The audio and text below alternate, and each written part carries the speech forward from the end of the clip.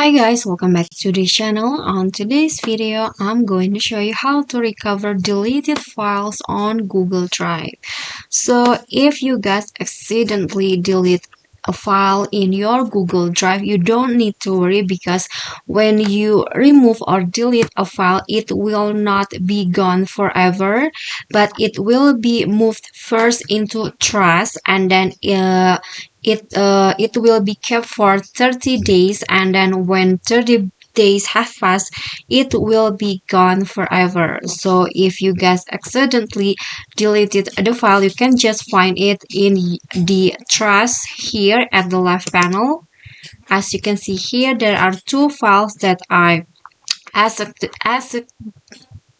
accidentally delete before, and if I want to recover the deleted file, I'm going to just click on the files and right click, and there are two options. There is a delete forever, and then there is restore. So if you want to recover it, just click on restore.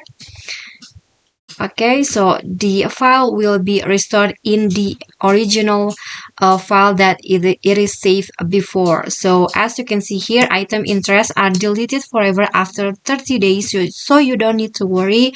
You just need to find the deleted files in the trash and then right click and restore.